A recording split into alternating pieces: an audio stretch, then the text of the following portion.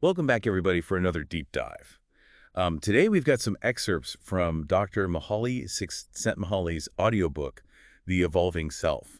It's a fascinating look at how we perceive reality. It really is. And one of the key concepts he introduces are these things called veils of Maya. Basically, these are illusions that prevent us from seeing the world clearly and, ultimately living a more fulfilling life. Yeah, it's like these veils are distorting our perception. So what are some of these illusions we're talking about? I mean, where do they even come from? Well, he breaks them down into three main categories. The first one he dives into is the world of our genes. The world of our genes. So like our DNA, our biology influencing how we see things. Exactly. Yeah. He uses this really interesting example to illustrate the point. He talks about these teenagers in an Italian school who are completely preoccupied with, sex. Okay, so pretty typical teenage behavior, right? Right, but he uses it to highlight a deeper point, which is how much our genes are actually driving our actions. Like, think about it. The primary goal of a gene is to replicate itself to survive. And to do that, it needs to use us as vehicles. So in a way, we're kind of like puppets to our genes. They're pulling the strings, making us do things that will help them propagate, even if those things don't necessarily lead to our own happiness in the long run. It's a pretty radical idea when you think about it. And it's not just about, teenage hormones. He mentions that we share over 94% of our genes with chimpanzees. 94%, wow. So much of what we consider human behavior is actually rooted in these primal instincts that we might not even be aware of. Right. So that craving you get for a big, greasy burger. Maybe it's not just about the taste. Maybe it's a deep-seated drive for calorie-dense foods that helped our ancestors survive. So like even our food choices are being influenced by these ancient survival mechanisms. That's the idea. And the key takeaway here is that by recognizing these influences, we can start to make more conscious choices. Like, if you understand why you're craving that third slice of pizza, you might be able to resist it. So it's about becoming aware of that other layer of decision-making that's happening beneath the surface. Exactly. And it's not just about food either. Think about things like competition in the workplace, the desire for status symbols, even falling in love. These seemingly complex behaviors can all be traced back to these basic genetic drives. Wow, it really makes you wonder, how much free will do we actually have? That's a big question, right? But even if we don't have complete control, awareness is a powerful tool. It gives us the ability to start aligning our choices with our conscious goals instead of just being, slaves to our genes. So it's not about eliminating these influences, but understanding them and working with them. Yeah, it's about taking back some control. Okay, so you've got these genetic influences kind of pushing us from the inside. Yeah. But there's more, right? Yeah. There's another veil Csikszentmihalyi talks about. Yeah. The world of culture. The world of culture. So how does that tie into, illusions and not seeing reality clearly? Well, think about it this way.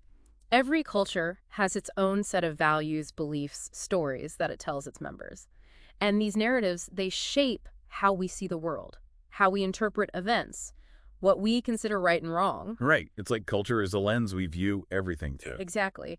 And Csikszentmihalyi, he tells this funny story to illustrate the point. It's about these Hungarian peasants who are convinced that their village was literally the center of the world. Okay, that's pretty funny. But I guess it makes sense, right? If you've never been exposed to anything outside of your own little world, that's what you believe. That's the thing. He calls this tendency ethnocentrism. Yeah. This belief that our own group, our own culture is superior to others. And it's not just limited to Hungarian peasants, right? It's something that we see throughout history and across cultures. Yeah, like those who believe in American exceptionalism, that America is somehow better than all other countries. Exactly. And that kind of thinking can be really dangerous because it blinds us to other perspectives. It prevents us from learning and growing. So in a way, culture can be just as much of an illusion as our genes. It's distorting our view of reality. And just like genes, cultures are driven by a need to survive.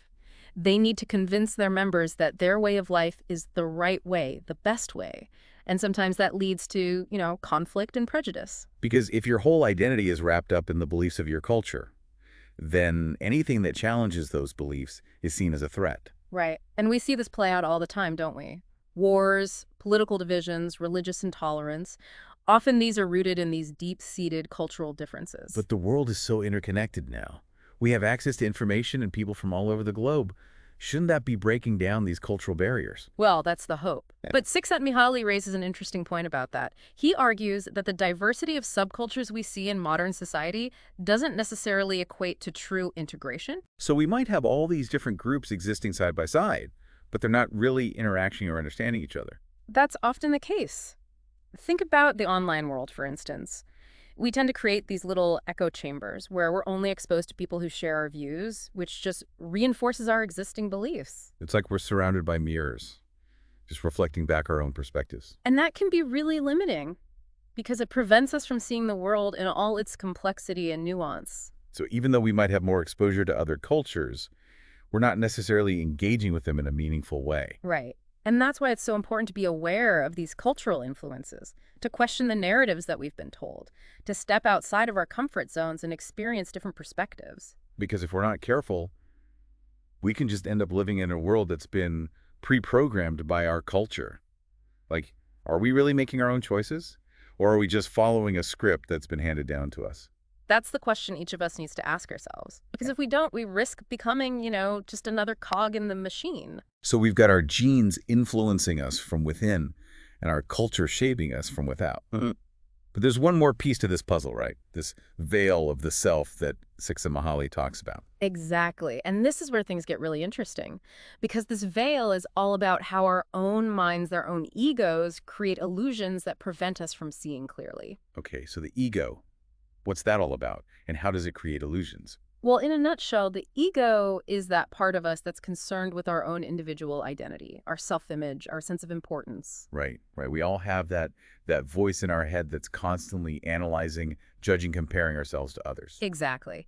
And Csikszentmihalyi argues that this ego, this sense of self, is actually a relatively recent development in human evolution. Really? I would have thought it's always been there. Well, he uses this example of, what does he call him, Zorg, to represent like this pre-self-aware state of being. Zorg? So like early humans just kind of roamed around without all that self-conscious baggage.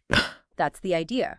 Their actions were driven by more basic instincts, survival, reproduction, not this complex web of self-image and social expectations. Okay, that makes sense.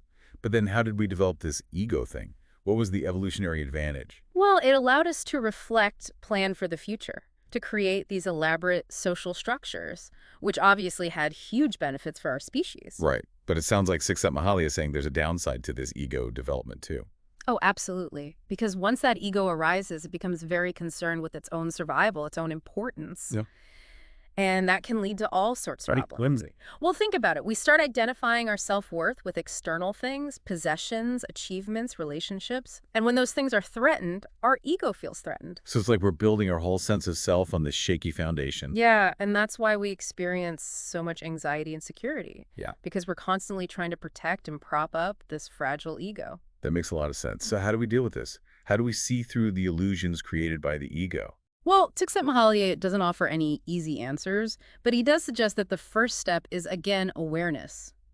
Recognizing that these thoughts and feelings are just products of the ego, not necessarily reality.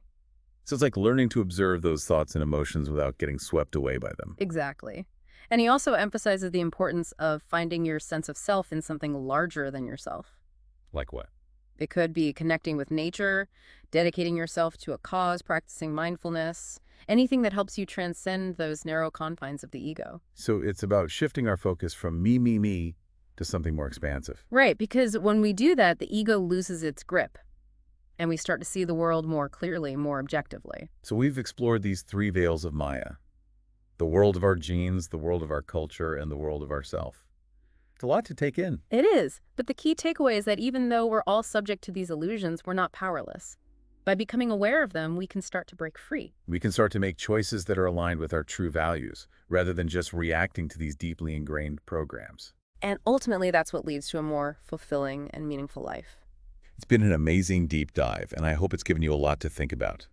As you go forward, remember to question your assumptions, challenge those cultural narratives, and don't be afraid to look beyond the illusions created by your own ego. Because when we do that, we open ourselves up to a whole new way of experiencing the world. Thanks for joining us on this journey, and we'll see you next time for another deep dive.